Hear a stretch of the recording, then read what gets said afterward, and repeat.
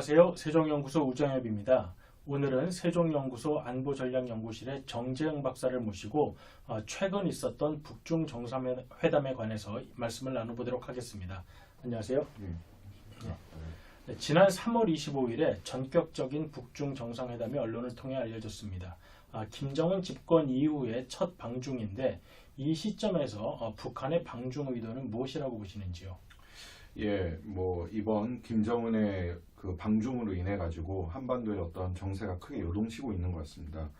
이번 그 김정은의 방중의 가장 큰 의도는 남북 정상회담 그리고 북미 정상회담을 앞두고 중국과의 어떤 전략적 소통 강화를 통해서 든든한 우군 확보 그리고 사전 정지 작업의 일환이 아닌가라고 생각을 합니다. 그래서 특히 이제 김정은 입장에서는 그래도 그동안 이제 김정은이 주장하고 있던 여러 가지 어떤 북핵 문제라든지 여러 가지 해법에 있어서 중국이 그래도 가장 큰 지지를 보여왔기 때문에 이번에 이제 이 방중을 통해서 중국과의 어떤 획기적 관계 개선을 도모한 것이 아닌가라고 생각을 하고 있습니다. 그리고 가장 또 다른 이유는 최근에 이제 미국의 국가안보 보좌관과 모든 어떤 대북 라인들이 모두 교체가 됐습니다. 그리고 이분들이 상당히 또 강경파이기 때문에 이러한 것을 앞두고 김정은이 중국을 방문을 해서 이 북미 회담 회담이 잘 풀린다고 하면 이제 중국과의 본격적인 경제 협력 같은 걸 논의할 수가 있는 것이고, 만약에 이제 북미 정상회담이 잘 풀리지 않는다고 할 경우에는 중국과의 어떤 전략적 소통을 통해서 어떤 제재라든지 그리고 다양한 국제사회에서 올 수 있는 그런 것들을 좀 대응하기 위한 하나의 전략적 차원에서 이번에 중국을 방문한 것이 아닌가라고 저는 그렇게 보고 있습니다. 네, 그렇다면 중국의 상황은 어떤가요? 이번 김정은의 방중은 형식적으로 시진핑 주석의 초청으로 인해서 이루어진 것으로 알려져 있는데 중국의 의도는 무엇으로 볼 수 있을까요? 저희가 이 중국의 의도를 알기 위해서는 먼저 중국의 어떤 내부적 변화를 우선은 봐야 된다고 생각합니다. 중국의 가장 큰 변화는 지난해 이제 19차 당대회와 올 3월에 끝난 양회를 통해서 사실상 시진핑의 1인 지배체제가 공고화가 되었습니다. 그리고 시진핑이 2050년까지 사회주의 현대화된 강대국을 이제 만들겠다라는 것을 공표를 했고, 그리고 이번 그 양회 이후에 왕岐산이라든지 리잔수라든지 왕호링이라든지 그러니까 시진핑의 최측근들이 권력의 핵심 부분에 들어서게 되었습니다. 그렇기 때문에 앞으로 시진핑은 이제 자기가 얘기하고 있는 중국 꿈 그리고 중국의 어떤 부흥을 위해서 앞으로 대외 전략에 있어서 모든 힘을 투사를 발휘할 것으로 보여집니다. 그러한 시점에 김정은의 방중은 저는 상당한 전략적 의미가 있다고 생각합니다. 특히 이번 북중 정상회담에서 지금 향후 대미 외교를 총괄하는 왕岐산 국가부주석 그리고 중국의 키신저라 부르고 있는 최고의 브레인 왕후링이 참석을 했다라는 것은 앞으로 중국이 북한 문제에 있어 가지고는 단지 북한 문제가 아닌 미중 간의 어떤 패권 경쟁 그리고 지역 자국의 어떤 대외적인 영향력 확대 여러 차원에서 이제 북한 문제를 추진해 나가겠다는 어떤 고도의 어떤 전략적 함의가 저는 있는 것이 아닌가라고 보고 있습니다.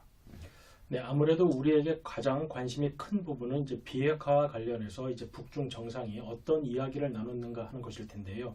이번 북중 정상회담에서 나온 비핵화와 관련된 부분에 대해서 설명 부탁드리겠습니다. 이번 북중 정상회담에서 가장 중요한 이슈가 결국은 북한 비핵화 문제였던 것 같습니다. 근데 이 북한 비핵화에 있어서 핵심은 이제 두 정상이 어떤 공식적인 얘기를 나눈 거를 우리가 살펴볼 필요가 있는데요. 그러니까 시진핑 국가주석이 이번 김정은 정상회담에서 강조했던 것이 한반도 비핵화, 한반도 평화 안정 유지, 그리고 대화 협상을 통한 비핵화 실현 이 세 가지 얘기를 했습니다. 거기에 대해서 김정은 위원장은 이 비핵화는 선대 유훈이다. 그리고 한국과 미국이 그 자국의 그 노력에 선의로 응한다고 했을 때는 이제 북한도 이제 그 부분에 대한 조치를 취하겠다고 얘기를 했습니다. 근데 여기서 핵심은 뭐냐면 이번에 김정은이 단계별 접근, 행동 대 행동 원칙으로 이 비핵화 문제는 접근하겠다고 얘기를 했습니다. 그리고 나서 중국 정부에서도 그 쌍계병행이 다시 얘기가 나왔습니다. 그런 걸 봤을 때 앞으로 북한과 중국이 전략적 소통을 통해서 단계별 접근, 행동 대 행동 원칙, 그리고 쌍계 병행 이 세 가지 전략을 갖고 앞으로 이 비핵화 문제를 해결해 나가겠다라는 그런 어떤 선제적인 입장 조치라고 저는 보여지고 있습니다. 네. 예, 말씀하신 대로 북중 정상회담에서 나온 비핵화 방안은 우리 정부가 생각하는 방안 그리고 미국 정부가 생각하는 방안과는 좀 차이가 나 보이는데 앞으로 남북 정상회담 등 이 부분에 관해서 이야기가 나올 때 상황이 어떻게 전개될 것으로 보시는지요? 예, 이번에 이제 북중 정상회담에서 나온 그 소위 말하는 단계별 접근, 행동 대 행동, 그리고 쌍계 병행 이 전략은 과거 9.19 공동성명에서 나온 그 비핵화 조치, 그러니까 경제 안보의 동시적인 그 교환, 그리고 단계적 접근, 그리고 행동 대 행동 원칙과 저는 상당 부분 유사한 측면이 있다고 생각을 합니다.